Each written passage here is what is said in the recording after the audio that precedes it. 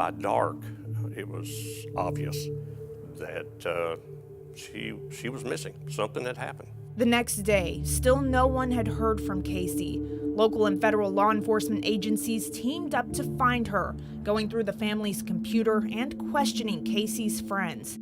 Casey Woody was an outgoing and lively girl, always eager to make new friends and share her infectious enthusiasm with those around her. Unfortunately, these very qualities made her an easy target for a predator, leading to a tragic and horrifying outcome. Born on October 17, 1989, in Little Rock, Arkansas, Casey was the beloved daughter of Rick and Christy Woody. With two older brothers and parents who adored her, she grew up in a close-knit and loving family, somewhat shielded from the harsh realities of the world. This sense of security was shattered in 1996 when Casey's mother tragically lost her life in a car accident. At the tender age of 7, Casey faced a level of grief and hardship that would challenge even the most world-weary adult. Despite this devastating loss, she managed to persevere, her heart broken, but her spirit resilient, growing stronger in the face of adversity. After the tragic loss of Casey's mother, her family relocated to the quiet suburb of Holland, Arkansas, where they shared a home with Eric Betts, a close family friend. While the area was somewhat remote, Casey's Aunt Teresa lived nearby, providing a sense of security and support. Casey was well liked at school, known for her friendly demeanor and desire to connect with others. In the summer of 2002, seeking to broaden her friendships, she began exploring Christian chat rooms designed for teenagers. With several friends participating as well, she felt confident that this online venture was safe.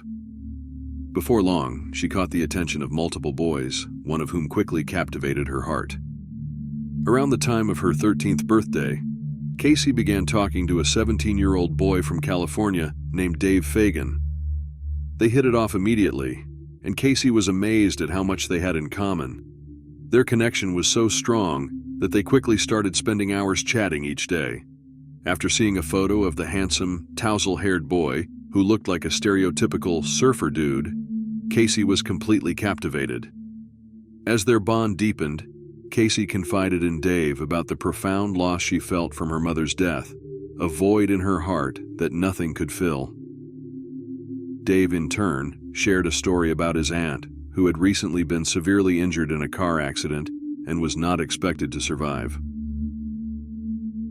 In a strange coincidence, his aunt lived in Arkansas, not far from where Casey and her family resided. Many of Casey's classmates, who also participated in the chat room, had become acquainted with Dave. He was always around, ready to chat whenever someone needed company. Concerned about Casey's growing infatuation with someone she had never met in person, her friend Emily advised her to be cautious. Emily was particularly wary of Dave, noticing his use of old-fashioned slang like rad and groovy, which made her suspect he might be older than he claimed. Sadly, Casey brushed off Emily's warnings. Casey's father, whose demanding job often kept him away from home, didn't see much reason for concern about her online friendships. He assumed that as long as she was just chatting and not meeting these boys in real life, there was no real risk involved. His perspective changed abruptly when Casey casually mentioned that Dave, the boy she was most fond of, had just celebrated his 18th birthday. Realizing that Dave was now officially an adult, Rick immediately insisted that Casey cut all ties with him. Though she reluctantly agreed, she wasn't ready to let go completely. Concerned that her father might check the computer and discover her ongoing communications with Dave, Casey and Dave started talking on the phone instead. By early autumn, their relationship began to cool off, partly because Casey had developed an interest in another boy she had recently met in the chat room. The new guy in Casey's life was Scott, a 14-year-old middle school football player from Georgia. Their closer age difference helped them click right away, and Casey felt a connection with Scott that she hadn't experienced with her previous online crush. The more they talked, the more Casey felt the need to distance herself from Dave. When she told him that she had found someone else, Dave had taken the news surprisingly well. His only request had been that they remain friends, which meant that their daily phone calls would continue unabated. A few days after the breakup, Casey and her friend Jessica were alone in the house late one evening when they were startled by a series of unsettling noises the sounds made them believe that someone else was inside. Hearing the floorboards creaking, the frightened girls quickly barricaded themselves in the bedroom. When Rick came home from work, he discovered the girls still huddled in their hiding spot. After learning about their scare and their suspicion of an intruder, he thoroughly searched the house, but found no evidence of a break-in. Concluding that the sounds were likely a figment of their imaginations, he dismissed the incident and moved on. Samantha's suspicions about Casey's online relationships deepened when she noticed a photo of Scott, Casey's online boyfriend, displayed on her locker at school. Samantha was alarmed to learn that Casey had shared her home address with Scott, realizing this was not an isolated incident. She was particularly concerned about Dave, another online friend, who claimed he was traveling from San Diego to Arkansas to visit his sick aunt. Samantha repeatedly warned Casey about the dangers of revealing personal information to strangers online, pointing out that they could be anyone, even criminals. However, Casey dismissed these concerns, convinced that after their extensive online conversations, Scott and Dave were not dangerous predators, but genuine friends. Tragically, Casey's misplaced trust would have devastating consequences that were still to unfold. In a bid to safeguard her friend, Samantha approached the school's guidance counselor, expressing her worries about Casey's online interactions. The counselor called Casey out of class to discuss the potential dangers of sharing personal information with strangers online. Despite the serious conversation, Casey remained defiant, claiming that her father had approved her online activities, a statement that was only partially true. On December 3rd, the day following this meeting, Casey reached out to 3 classmates, asking if they could spend the night at her house. All of them declined, citing early morning commitments for school. While Casey had her reasons for wanting company that night, she chose not to share them with anyone. That evening, all the adults in Casey Woody's household had plans that would keep them out late, leaving her home alone. Typically, she would have spent time with her Aunt Teresa, but her aunt was attending a sporting event in a nearby town, making her unavailable. This unfortunate combination of circumstances created a perfect storm, leaving Casey isolated and vulnerable at a critical moment. As the evening unfolded, Casey Woody logged into the chat room to chat with Scott, her online boyfriend. During their conversation, she received a call from Dave, who informed her that he would soon be in Arkansas. At 9:41 p.m., Scott noticed that Casey abruptly stopped responding to his messages, which was unusual for her. Instinctively sensing something was wrong, he quickly typed out a message to Casey's family, detailing their conversation timeline in case they returned home to find her missing. After finishing the message, Scott attempted to call Casey's house, but there was no answer. Growing increasingly worried, he reached out to her friend Jessica via email, expressing his fears that something had happened to Casey. Around 10:15 p.m. on December 3, 2002, Eric Betts arrived home from his electrician class and assumed Casey Woody had already gone to bed. He went to his room, unaware of the danger that had befallen the 13-year-old girl.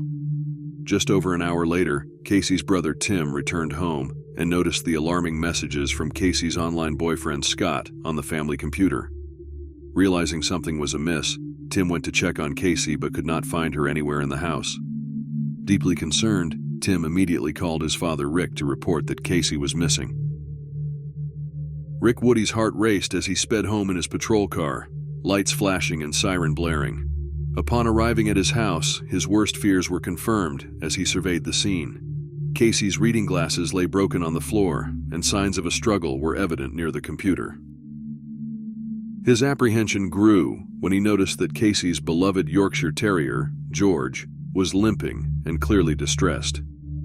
Clinging to the hope that he was mistaken, Rick began calling Casey's friends to inquire if they had seen or heard from her that evening. After learning that none of them had been in contact with Casey, he called for backup at the police station. As difficult as it was for him to accept, the safe haven he had created for his family had become a crime scene. While waiting for help to arrive, someone in the Woody household messaged Scott, informing him that Casey had been on the phone with Dave when she suddenly went silent. This alarming development heightened Scott's concern as he had been communicating with Casey online and sensed that something was wrong when she abruptly stopped responding. When law enforcement officers arrived at the Woody residence, their initial assumption was that Casey had run away. However, this theory was quickly dismissed upon discovering that her shoes and coat were still in the house. Given that temperatures had dropped below freezing and sleet was falling, it seemed highly unlikely that she would have ventured outside without proper clothing, especially in bare feet. Within hours, representatives from the Federal Bureau of Investigation, FBI, and the Arkansas State Police were on the scene. A volunteer search effort was soon organized, which included the deployment of trained tracking dogs to assist in locating Casey.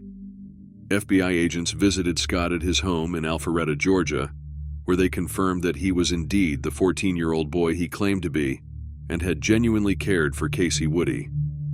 After interviewing him and his family, investigators cleared Scott of any involvement in Casey's disappearance. With Scott no longer a focus of the investigation, authorities turned their attention to Dave Fagan, the online persona that Casey had been communicating with. Their interest intensified when they learned from Casey's friends that Dave had mentioned traveling to Arkansas.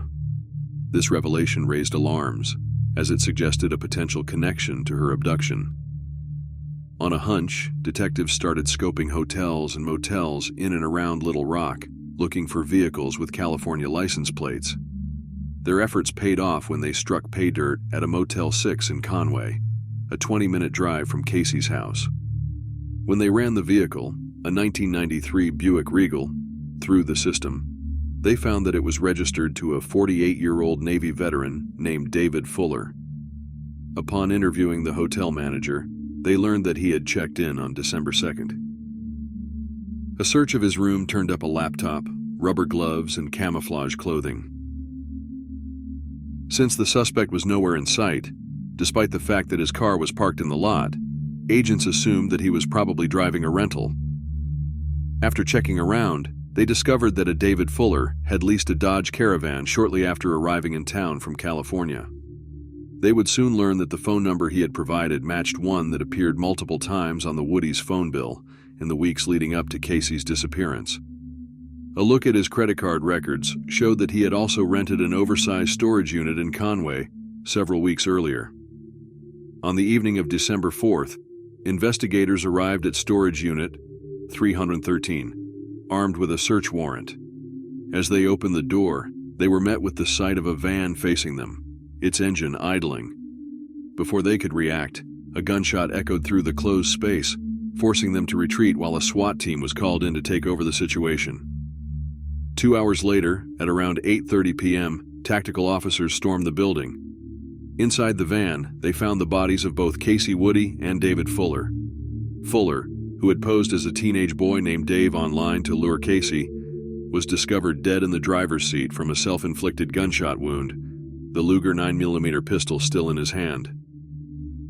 A search of the vehicle proved devastating for investigators who had held out hope of finding Casey alive.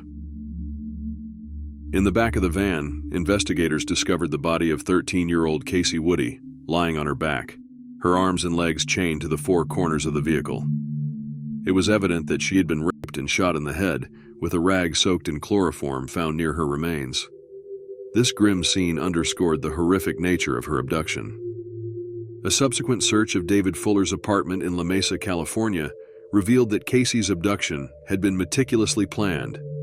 Among the evidence collected were receipts for duct tape, zip ties, and chloroform, indicating that Fuller had premeditated her kidnapping and the brutal acts that followed.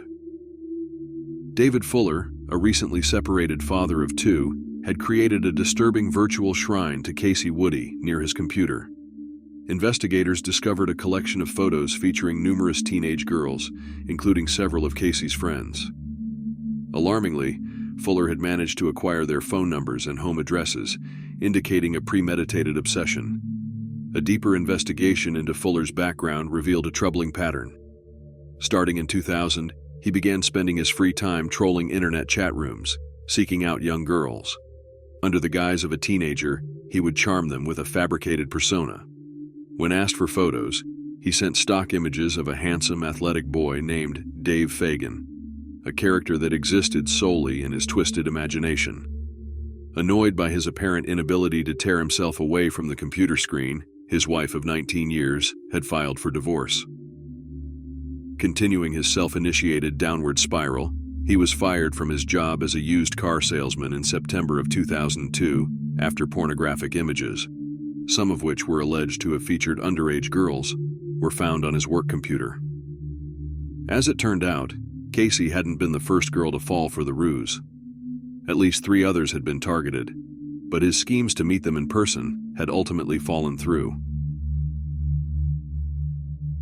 A girl in Michigan would later come forward to say that Dave had offered to buy her a plane ticket to California, but she had wisely declined. Another girl in Texas said she had gotten spooked when he sent flowers to her home, even though she had never given him her address. Yet another potential target in Pennsylvania confirmed that he had tried every trick in the book to get her to reveal her whereabouts. Thankfully, she and his other marks had figured out that Dave Fagan was not who he claimed to be before it was too late. All that is, except for Casey, in whom he had found his perfect victim. Casey Woody, barely in her teens, embodied a trusting innocence, believing in the sincerity of those she interacted with online. Having never encountered the darker aspects of society, she had no reason to distrust Dave, the persona of David Fuller, or anyone else for that matter. Tragically, she would never have the opportunity to learn from this experience. Had Casey and her family been aware that the individual she knew as Dave Fagan had made 2 trips to Arkansas in the weeks leading up to her murder, the outcome might have been different. This critical information could have prompted them to take her online interactions more seriously and potentially prevent the horrific events that followed.